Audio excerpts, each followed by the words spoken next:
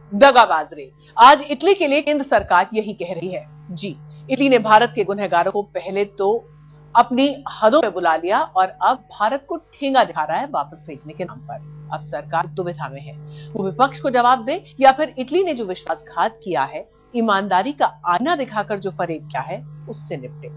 सिर्फ सरकार ही नहीं, अदालत के साथ भी इटली ने यह दगाबाजी की है।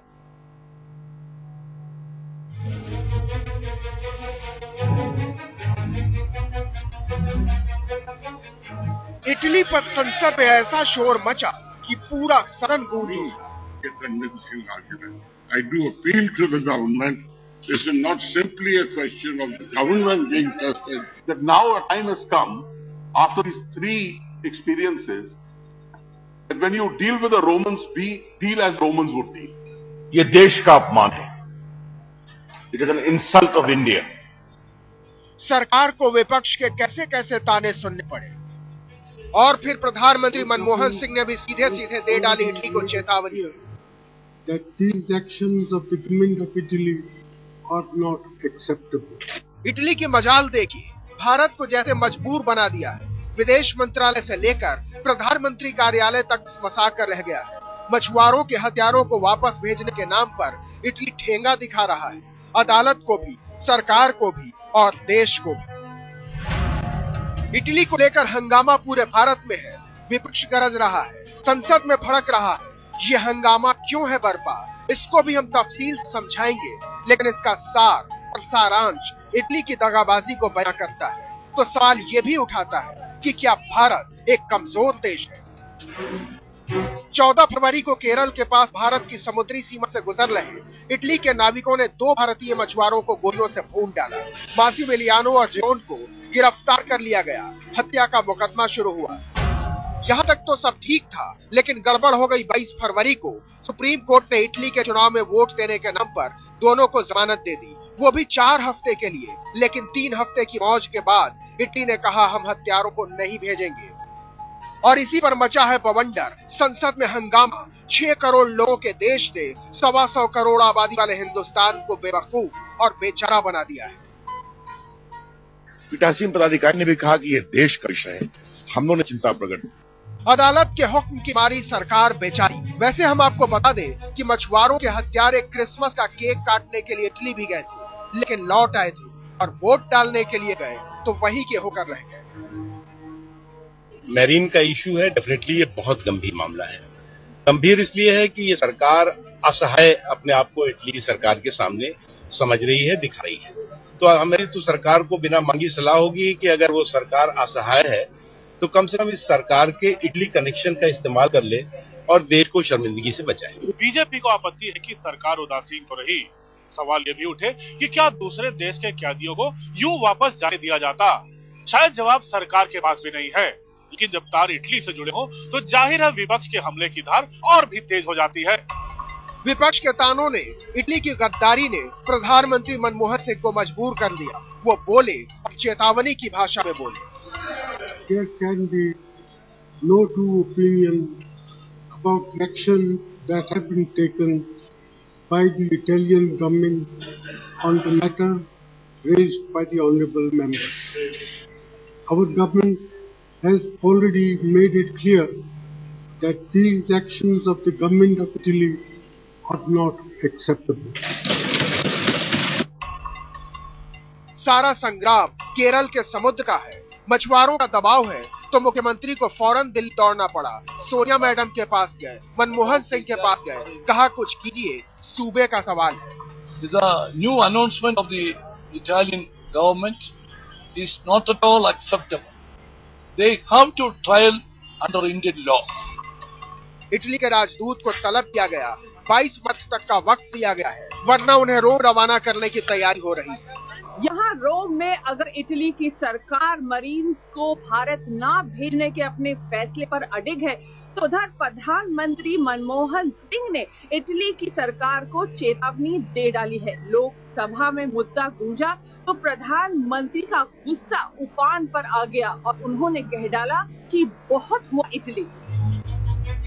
अब पीएम कुछ भी कहे और सरकार कुछ भी करे, लेकिन दुनिया के सबसे विशाल लोकतंत्र को इटली अपनी दगाबाजी से चुरा रहा है। सुना था कि डॉन को पकड़ना मुश्किल ही नहीं नामुमकिन है, लेकिन क्वात्रोची और इन दो इंजीनियरों के भागने के बाद अब बीजेपी कहने लगी है इटली के लोगों को पकड़ना मुश्किल ही नहीं नामुमकिन है। निश्चित तौर पर कांग्रेस सुनकर बिदक रही है और बीजेपी मजे ले रही है। रोम से लवीना टंडन और अमिताभ सिन्हा के साथ संदीप सुनवलकर, दिल्ली आज तक। केरल के समुद्र में गोलियों की गड़गड़ाहट गूंजी और 2 मछुआरों की मौत हो गई। गोलियां इटली के जहाज से चली थी और इटली के 2 नाविकों को दबोच लिया गया। लेकिन आगे कहानी ऐसी बनी कि सरकार लाचार और बेबस नजर आई।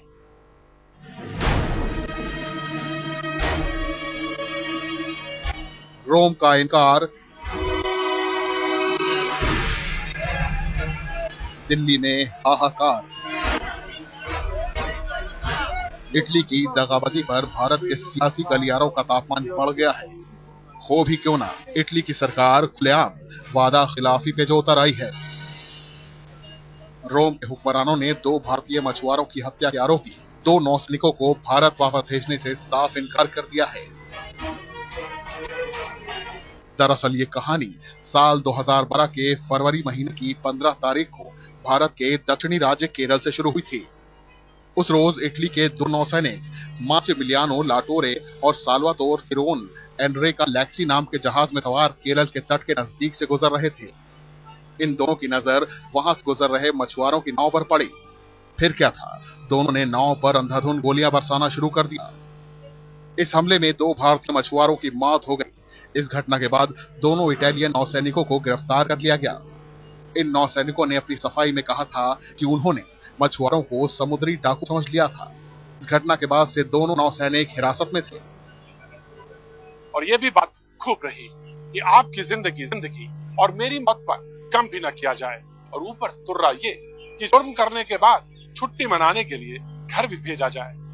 सरकार शायद ये भी नहीं समझा पा रही है कि मौत तो मौत, मछुआरे भारतीय सीमा में मरे थे। इसके बाद इटली में 25 फरवरी को हुए आम चुनावों का हवाला देते हुए इन दोनों नौसैनिकों को सुप्रीम कोर्ट की इजाजत लेकर 4 हफ्तों के लिए स्वदेश भेजा गया था।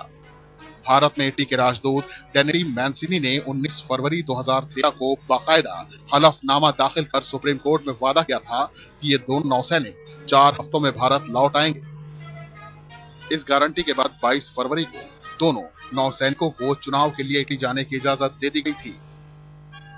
इससे पहले भी क्रिसमस के मौके पर इन दोनों को 8 दिनों के लिए इटली जाने दिया गया था। उस मौके पर ये दोनों 8 जनवरी को भारत लौट आए थे, लेकिन इस बार कहानी पलट गई। 11 मार्च को भारत के विदेश मंत्रालय के दफ्तर में फोन की घंटी बजी। फोन इटली के विदेश मंत्रालय से था। इटली ने बेहद नर्म लहजे में दोनों नौसैनिकों को भारत भेजने से इनकार कर दिया। अब सरकार इटली को कोस रही है, उसके साथ राजनयिक रिश्ते तक खत्म करने की बात की जा रही है।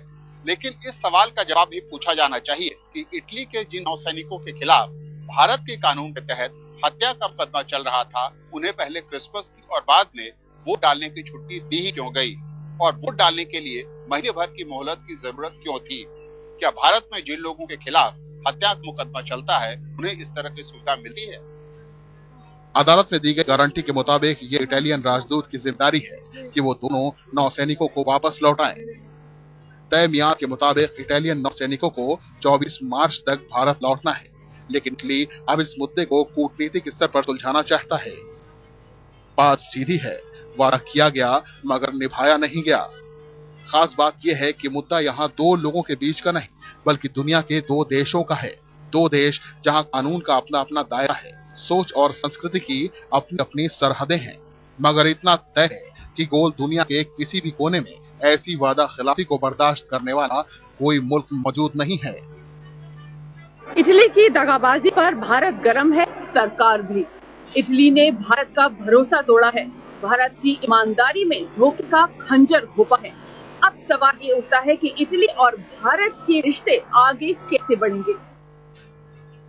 इटली ने सियासी तश्तरी पर डिप्लोमेसी परोसकर भारतीय राजनयिकों के सामने रखी जरूर है, मगर शायद इसका स्वाद संसद में बैठे हमारे किसी सियासतदान को रास नहीं आया है। तभी तो यह कहना मुश्किल है कि तर्क और विचारों की इस अंतर्राष्ट्रीय लड़ाई में ऊंट किस करवट बैठेगा।